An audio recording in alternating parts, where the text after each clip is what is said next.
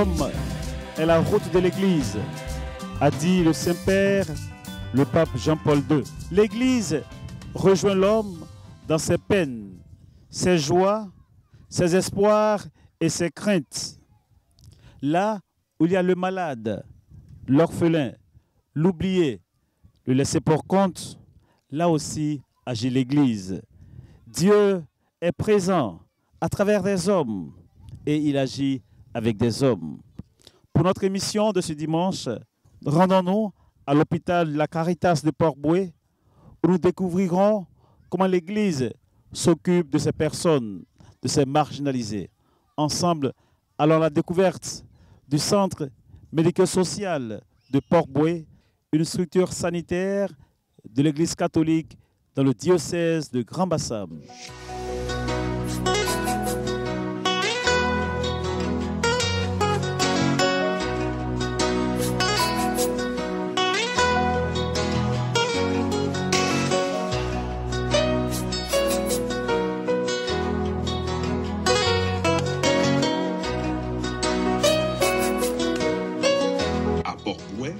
Quartier les plus dynamiques d'Abidjan, un centre médical accueille chaque jour des centaines de patients.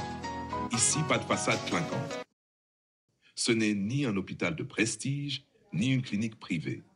Et pourtant, ce lieu discret, niché entre les rues animées et les pistes de l'aéroport, sauve des vies, chaque jour, depuis plus d'un demi-siècle. Bienvenue au centre médico-social Caritas. L'hôpital de la Caritas de Port-Bouët se nomme au niveau du ministère de la Santé Centre médico-social Caritas Sainte-Anne de Port-Bouët. C'est un centre qui a été créé en 1997 par le révérend père Gianfranco Brignone, qui a été le fondateur également de Radio Espoir. Et depuis 1997, le centre accueille les patients de Port-Bouët et de divers horizons qui viennent pour leurs soins. Fondé dans les années 1950, le centre est d'abord né de l'initiative d'une congrégation religieuse, les Sœurs de la Sainte Famille de Spolète. Leur mission, venir en aide aux plus vulnérables. La vocation de l'Église, c'est le salut de la population, le salut des âmes, mais le salut aussi passe par le bien-être physique. Voilà. L'OMS définit la santé comme un état de complet bien-être physique, social puis moral.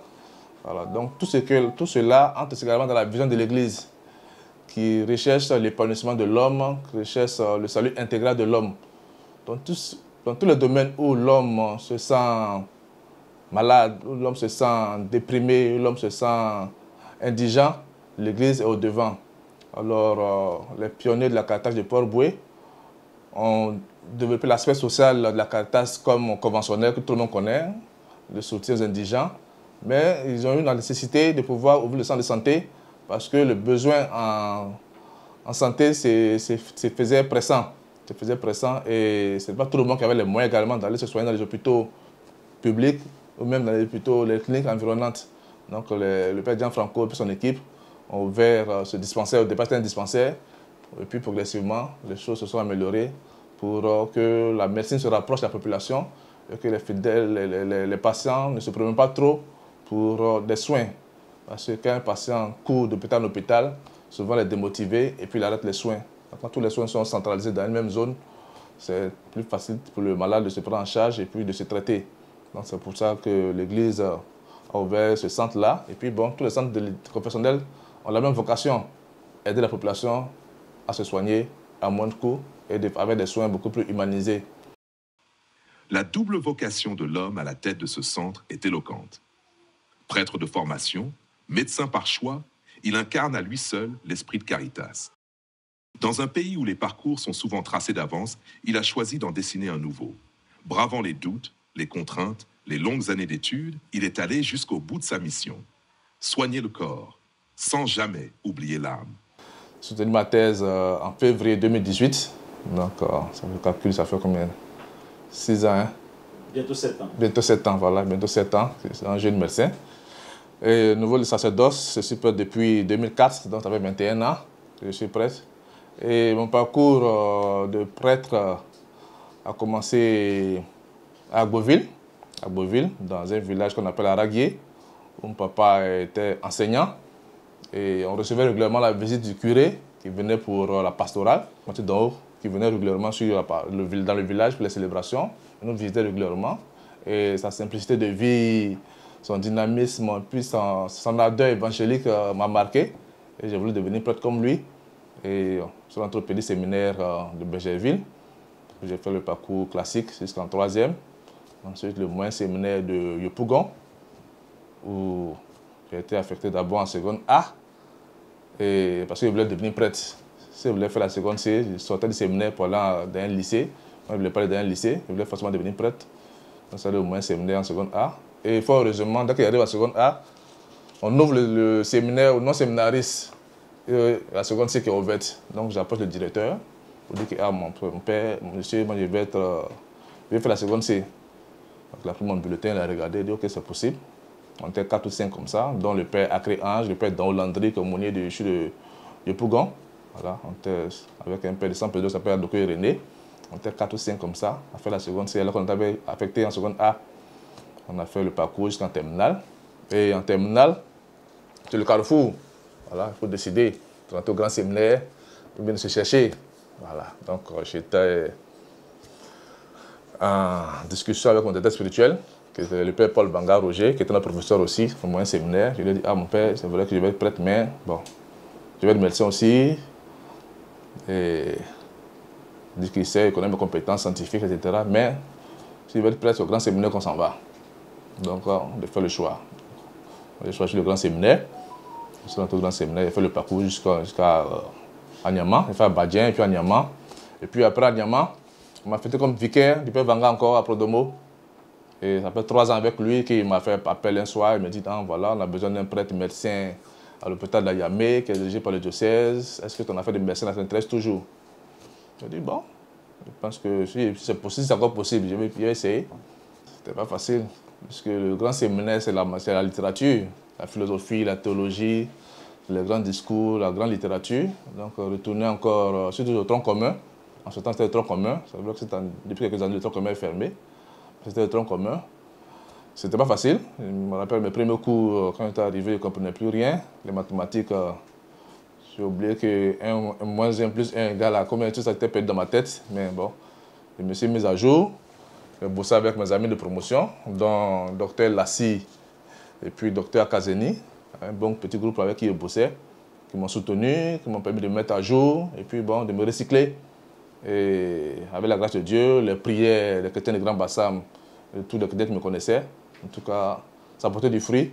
Et j'ai pu franchir les différentes années progressivement avec la grâce de Dieu, qui a été soutenu par mon père spirituel, le père Vanga, et puis Monseigneur de la Courie, qui a accepté le projet et qui m'a encouragé. Et puis Monseigneur Raymond Awa aussi, qui m'a trouvé pendant mon parcours, il a été nommé à Grand Bassam pendant mon parcours. J'étais en 4e année de médecine quand il est arrivé avec de Bassam. Et il a soutenu le projet, et puis fait ses études de médecine jusqu'à terminer. Et puis bon, depuis 2018, comme je l'ai dit, j'ai soutenu ma thèse de médecine et je me suis retrouvé ici à Saint-Anne-de-Port-Boué comme vicaire et puis ensuite responsable de cet hôpital-là. C'est un projet d'église, je ne dis pas que c'est un projet personnel, c'est l'église qui a voulu que je sois médecin. Donc j'ai mis au service de l'église pour pouvoir aider la population, comme je l'ai fait déjà en tant que prêtre.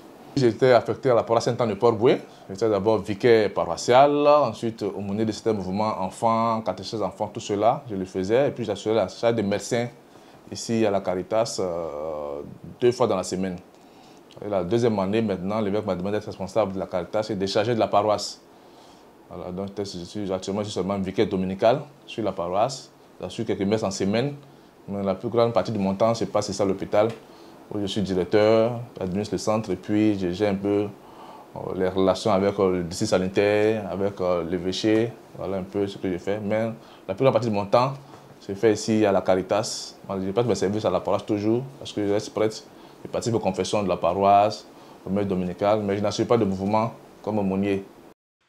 Après une période d'adaptation, le père docteur s'est pleinement approprié les réalités du terrain. Avec calme et détermination, il a su gagner la confiance de l'équipe et des patients. Aujourd'hui, il connaît chaque service, chaque besoin, chaque défi. Et c'est avec passion qu'il nous fait découvrir l'éventail de soins qu'offre le Centre Caritas. Les services offerts par ce centre-là, nous avons la médecine générale, avec des médecins généralistes et puis des infirmières qui travaillent 24 heures sur 24 et 16 jours sur 7. Nous avons aussi le service de pédiatrie avec des médecins pédiatres qui travaillent, des infirmières, des aides-soignantes qui s'occupent également des enfants malades du lundi au samedi matin.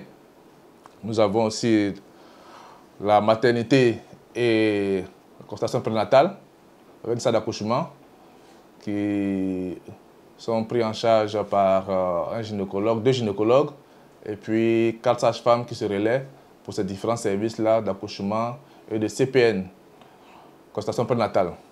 Nous avons aussi les services de spécialité, d'autres spécialités comme la rhumatologie.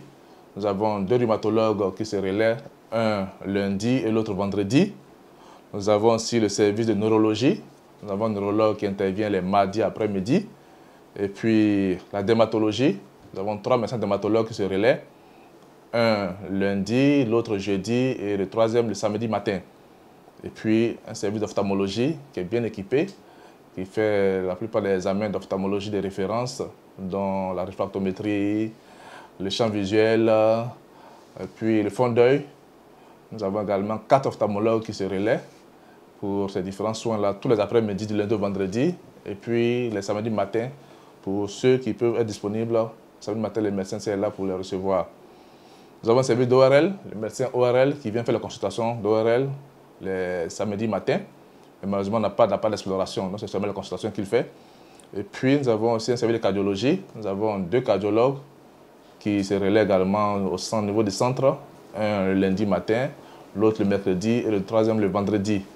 Donc, ils sont là, ils reçoivent également les patients en consultation, ils font l'exploration, écho-cœur, holter ECG, holter tensionnel, qu'ils offrent également aux malades pour leur prise en charge. Donc, nous avons aussi un service de diabétologie, un diabétologue qui intervient les vendredis après-midi, vendredi matin, diabétologie, pour tous ceux qui souffrent de pathologie de diabète.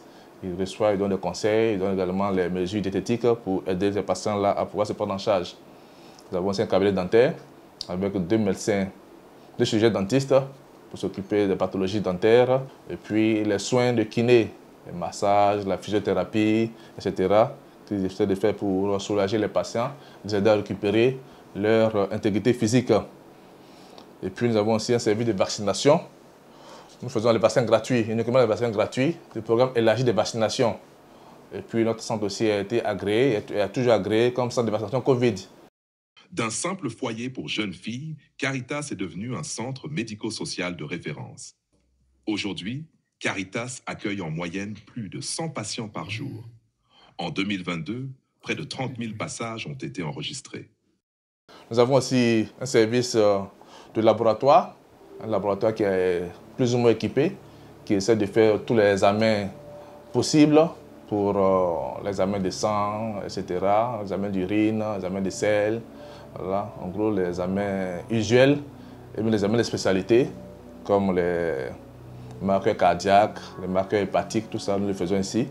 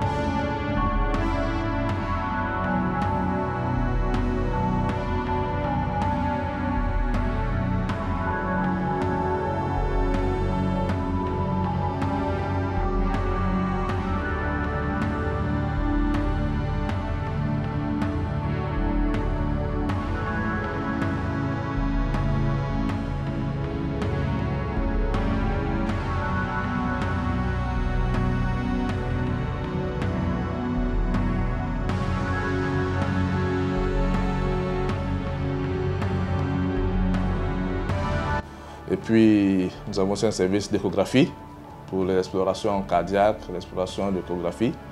Et puis nous avons aussi une ambulance qui a été offerte par le maire de Port-Boué, qui est un de nos premiers partenaires, pour évacuer les malades dont le parcours technique ne permet pas de prendre en charge. Donc voilà un peu tous ces services-là qui composent la Caritas, qui permettent à la Caritas de prendre en charge les malades de moins graves aux plus graves. Et quand nous n'arrivons pas à les prendre en charge, on les évacue à l'hôpital de Port-Boué, l'hôpital de défense le plus proche. Donc voilà un peu tous ces services-là qui sont offerts à la population pour qu'ils puissent se soigner à moins de coûts, à tarif social, avec des services qui se rapprochent d'eux. Ici, chaque spécialité est pensée pour répondre à un besoin réel, urgent, humain. À la Caritas, je suis médecin coordonnateur. Je suis donc chargé de la coordination des programmes de santé. J'assure également le suivi et l'évaluation de ces programmes de santé. Je participe également au renforcement des capacités du personnel et des agents de santé. Concrètement, nous sommes dans ce centre depuis 2 ans. 2 ans pratiquement après plusieurs expériences partagées, vécues un peu. Les choses se passent très bien. Nous épousons la vision de notre père évêque, qui se traduit un peu avec les responsabilités assignées au père directeur, le père Arthur Joël Ablégué, qui nous a confié donc ces différentes missions. Voilà, c'est le travail qu'on a épousé. Et on le fait vraiment avec tout le sacerdoce qui va avec. Voilà, donc au niveau organisationnel, au niveau également structurel, au niveau opérationnel, on essaie tant bien que mal d'apporter notre contribution à l'édification de cette maison-là pour faire de ce centre un centre de référence au niveau de la commune de Port-Boué, au niveau de toute la ville d'Abidjan. Aux différentes populations de vraiment participer aux activités de la Caritas, de venir vraiment au niveau de la Caritas, parce qu'au niveau de la Caritas, nous avons plusieurs services. Nous avons des spécialités, nous avons des prix qui sont très, très attractifs et tout est mis en œuvre pour vraiment satisfaire le patient au niveau médical et au niveau social. Ensemble, sous le leadership du père directeur, voilà, avec la vision de notre père évêque, nous espérons que tous les paroissiens, tous les sympathisants, tous les donateurs, tous les bénéficiaires, voilà, aideront la Caritas à toujours grandir davantage. Mais ce qui fait battre le cœur de Caritas, ce ne sont pas les chiffres, ce sont les visages. Médecins, infirmiers, pharmaciens, assistantes sociales, tous ont choisi de servir ici, par conviction. Ils ne travaillent pas seulement pour soigner, ils travaillent pour redonner de la dignité, du réconfort, de l'espérance. Les patients qui ont les problèmes de bras ou les accidentés, on les met sur la table que vous voyez. Voilà. Mais ça, maintenant ici, ça c'est l'espalier. Les malades, ils se mettent là, ils pompent. Il y a d'autres aussi qui montent. Ou il y a des malades aussi qu'on attache, les tout petits, qu'ils n'arrivent pas à s'arrêter. On les met ici. Maintenant, ça c'est un appareil aussi. Pour les gens qui ont des problèmes de dos, ils n'arrivent pas à se redresser. Ça, c'est la poulie. Il y a des poulies dedans. C'est un genre comme ça. Les poulies qui sont là, on accroche avec un poids. Oui, on accroche avec un poids. Voici les poids qui sont là.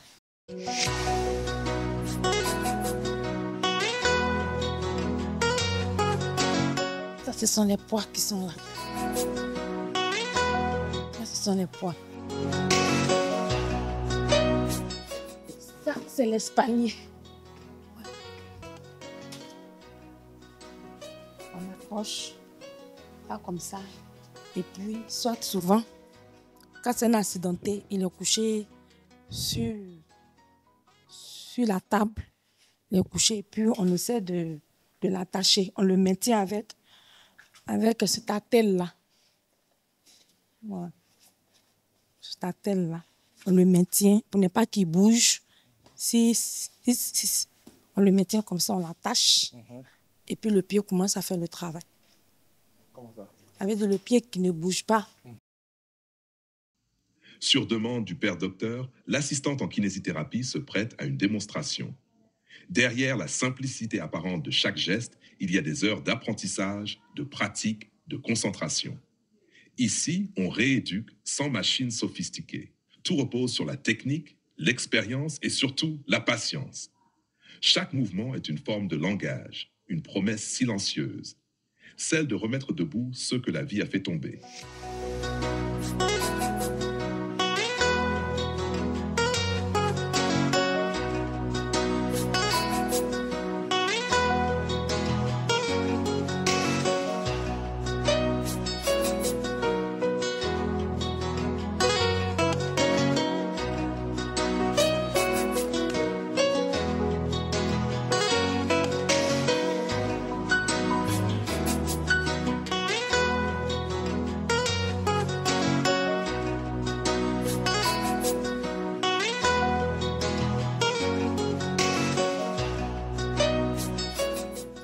La police. Maintenant, à lui de travailler.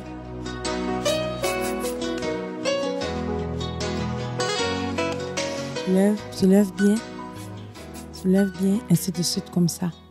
C'est comme ça, voilà. C'est comme ça que les malades travaillent.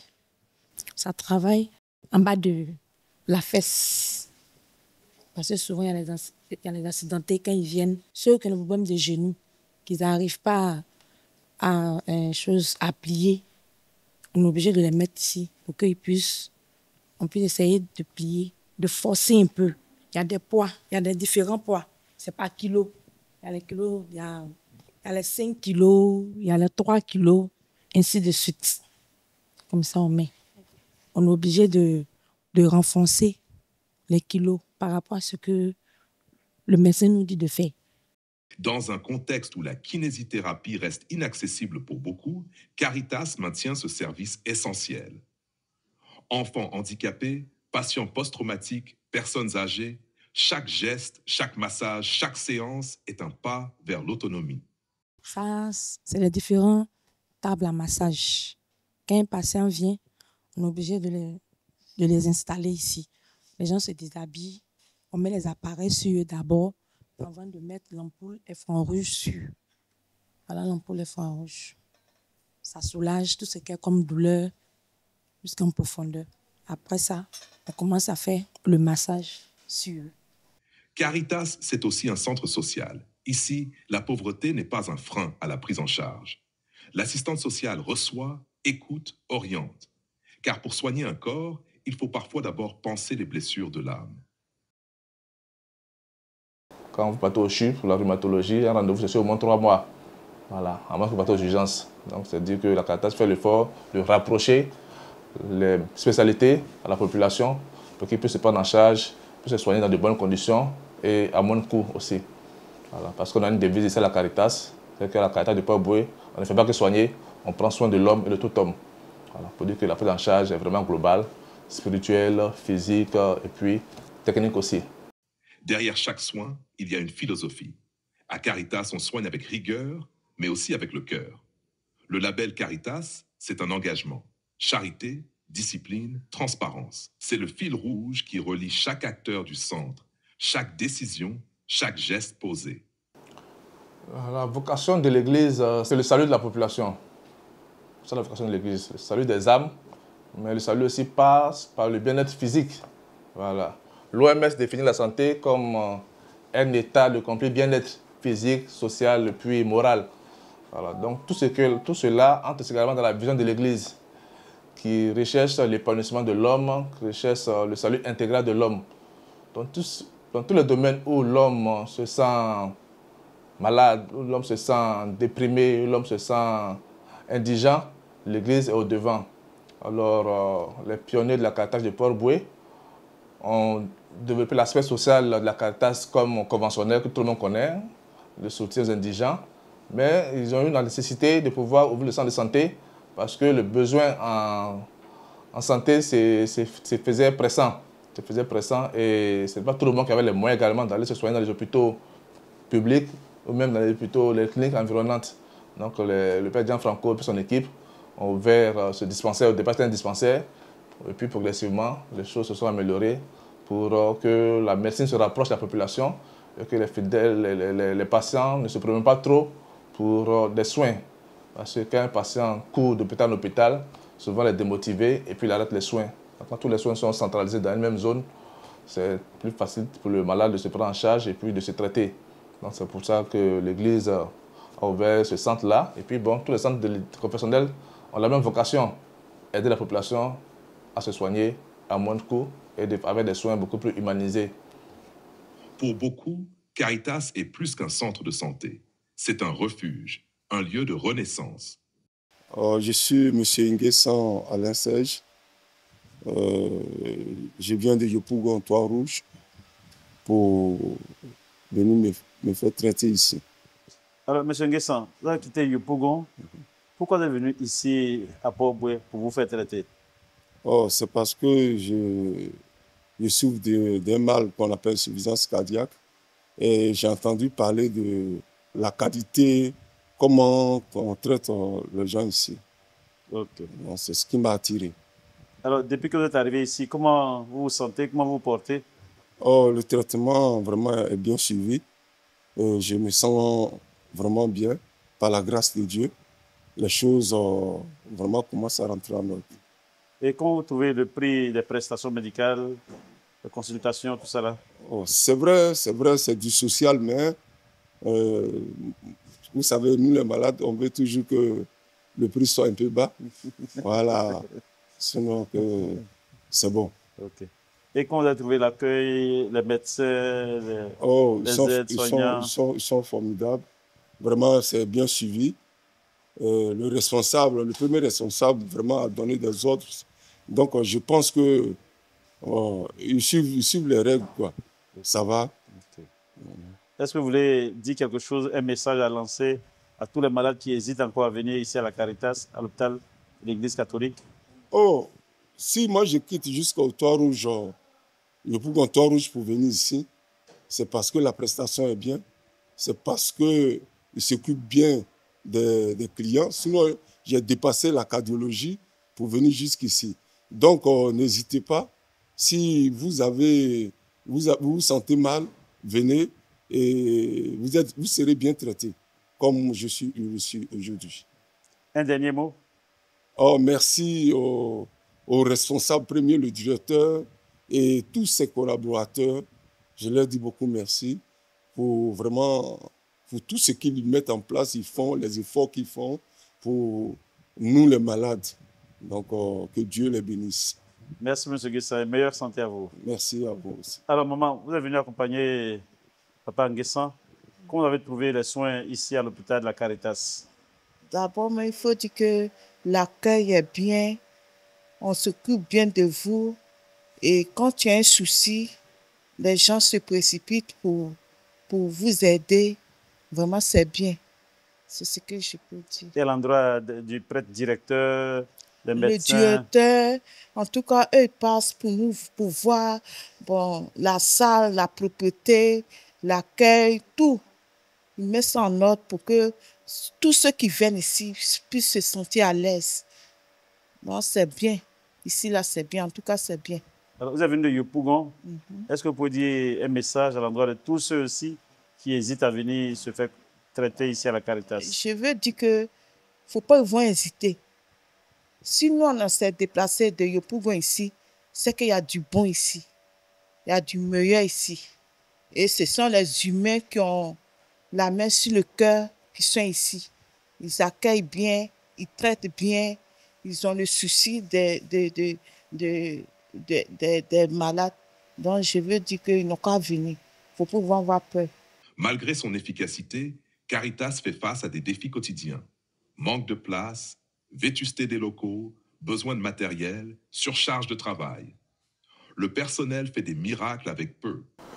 La difficulté, c'est l'inflation du marché. L'inflation du marché, parce que, comme je dis, les consommables, il faut les payer pour pouvoir faire les soins, pour pouvoir faire les examens. Et les prix croissent régulièrement. Donc, il y a ça. L'autre difficulté, c'est aussi, quelquefois, le personnel aussi. C'est-à-dire que la majorité adhère à l'esprit, mais ce n'est pas toujours évident. Il faut chaque fois rappeler à l'ordre que si c'est la Caritas, c'est la Caritas. Ce n'est pas un centre ordinaire. Donc, régulièrement, il faut rappeler certains à l'ordre pour que les choses se passent selon la vision de l'Église. L'autre difficulté, c'est la proximité. La proximité du centre avec la mer. Nous sommes à moins de 50 mètres de la mer, je dirais 40-50 mètres de la mer. Donc l'érosion marine, la brise de mer qui détruit le matériel, les équipements, voilà, les climatiseurs, même le matériel de laboratoire, voilà, la machine à laver, tout ça, le linge, tout ça est impacté par la brise de mer. Donc il faut renouveler le matériel régulièrement. Et ça, c'est des coûts qui impactent la trésorerie, qui fait qu'on a beaucoup de difficultés dans ce sens-là. Ma joie, c'est de recevoir les patients, venir à la Caritas, repartir guéris, mais repartir bien orientés. Voilà, parce qu'on n'a pas la prétention de guérir tout le monde. Mais si quelqu'un est venu, qu'il est bien reçu, ou bien qu'on n'arrive pas à le prendre en charge totalement, dit bon, voilà, ton cas nécessite d'aller par exemple au CHU de travail civil, ou bien qui repart là-bas avec beaucoup de joie, beaucoup de choses. Ça, c'est ma seule joie. Et beaucoup le rendent comme ça. Beaucoup de retours favorables, les patients qui viennent sont satisfaits et qui l'affirment. Ça, c'est ma plus grande joie, ça. Repartir de l'institution, heureux d'avoir été bien reçu, heureux d'avoir été traité et même guéri quelquefois. Voilà, ça, c'est ma plus grande joie. Ou bien certains qui viennent, qui n'ont pas les moyens et on essaie de pouvoir les prendre en charge jusqu'à ce qu'ils puissent guérir. Ça, c'est ma plus grande joie également parce qu'avec l'aide de certaines personnes, on arrive à sauver des personnes qui sont vraiment indigentes, qui n'arrivent pas à se soigner. Donc, c'est tout ça qui fait ma joie. Et puis, l'autre joie, c'est que, voilà, grâce à notre modeste personne, l'Église se rend visible dans le champ de la charité. Et c'est aussi un grand motif de joie. Mais les limites sont atteintes. L'urgence n'est plus seulement médicale, elle est aussi structurelle. Le projet de relocalisation du centre est aujourd'hui sur la table, car le site de Port-Bouët, coincé entre l'aéroport et la croissance urbaine, ne suffit plus. Mais déménager, c'est aussi repenser une histoire, des habitudes, une identité de quartier. Où iront les patients qui viennent à pied? Comment préserver l'âme du centre dans un nouveau cadre? Les perspectives d'avenir, c'est, comme je l'ai dit déjà, le centre en bordure de mer, l'érosion progresse et c'est de délocaliser le centre. Voilà, donc délocaliser le centre. Le VERC nous a instruit à faire des études. Donc, nous avons convié des architectes et des techniciens en bâtiment pour pouvoir reconstruire le centre au niveau du bâtiment des services sociaux. Puis la Caritas, c'est le centre médical, puis le service social. Donc, réaménager le service social là pour en un bâtiment de R+2, R+3. Donc, les techniciens sont en train de faire les études, voir la faisabilité. Et puis, lancer des projets, des demandes pour pouvoir reconstruire le centre ici, qui est un peu plus éloigné de la mer.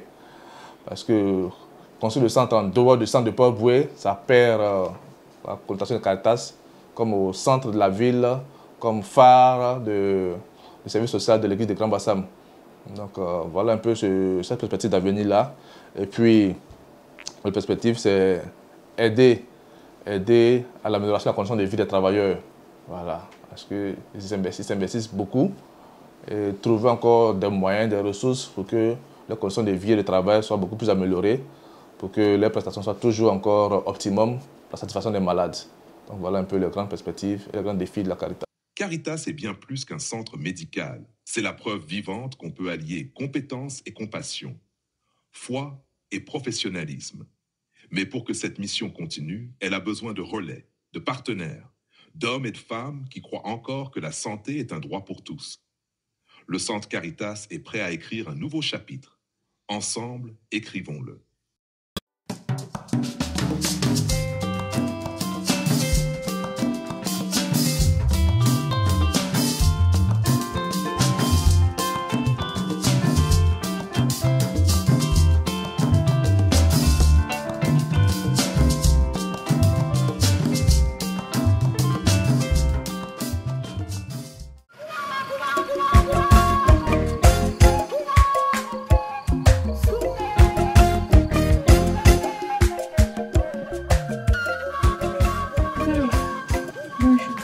Bonjour. Pardon, je voulais une boîte de un sachet de sel, une boîte de tomates pâtes et puis une boîte d'omelette. Tu as l'argent? Pardon, Diallo.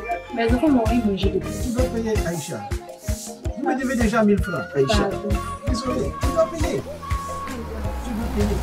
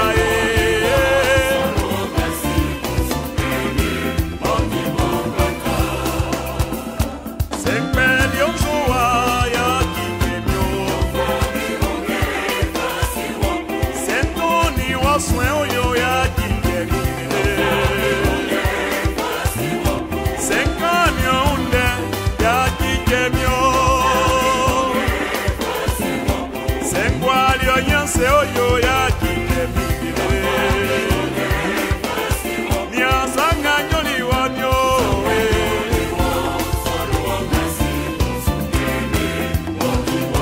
Yo sanga nyoni wanyo baba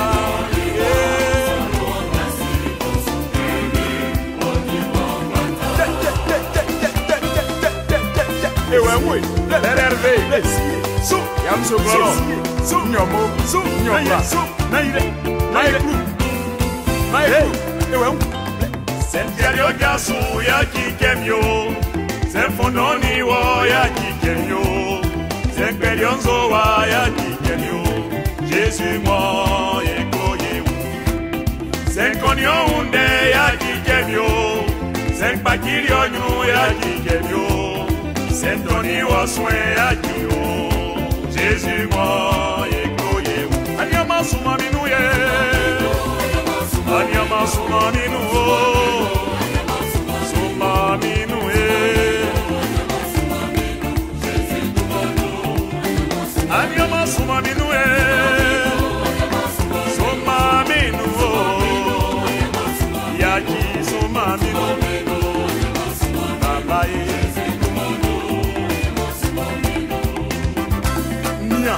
Pop, man. Aye, aye, aye. Jackie asumai oi. Anyama suma minu ye. Anyama suma minu o. Suma minu ye. Anyama suma minu ke. Suma minu o.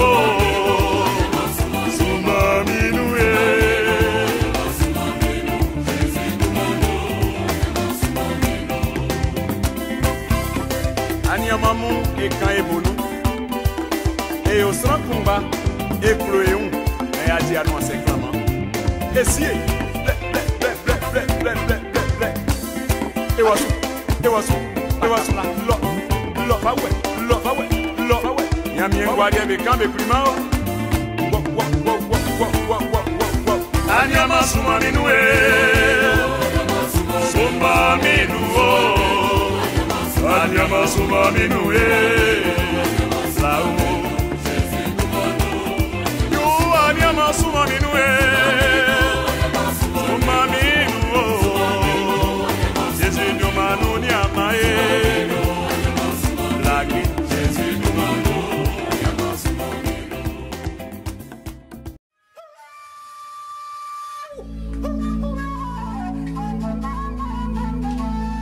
Kafa o kulucholo Mo winye lor folo Mo lor kan wuluma Wulu si mamama Sango mo nyon wulna Si wulu lor sho Si dobo tadi nan kulucholo Mo wuroti Di sho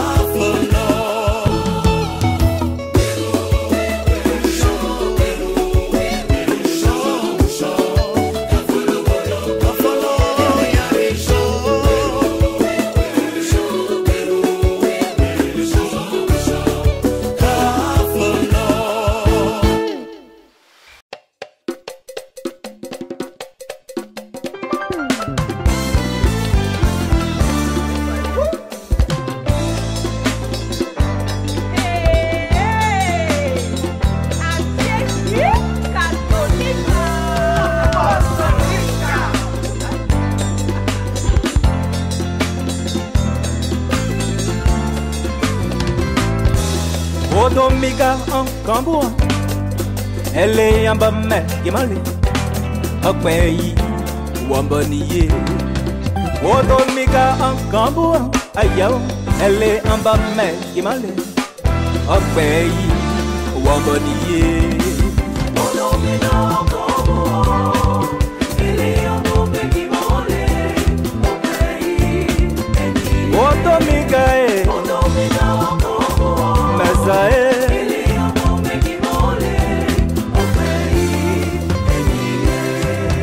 Elle est en Chicago, elle est en Choukoudimolé, elle est en Boangimolé, Otomiga, Mesoé, aïe, Otomiga, Maza, maza, aïe.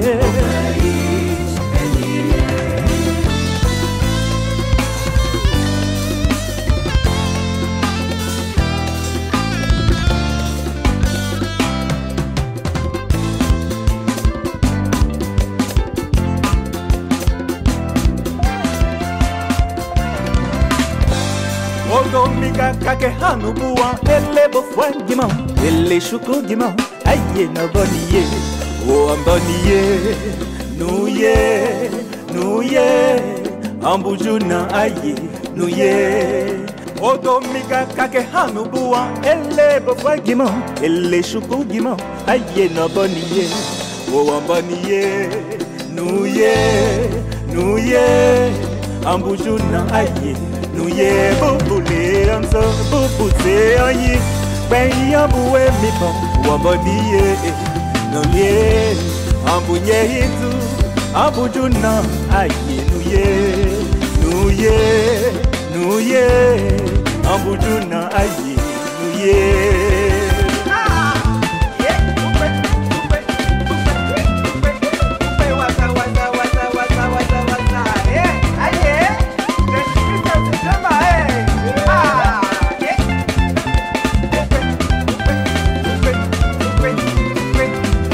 elle est en Chicago,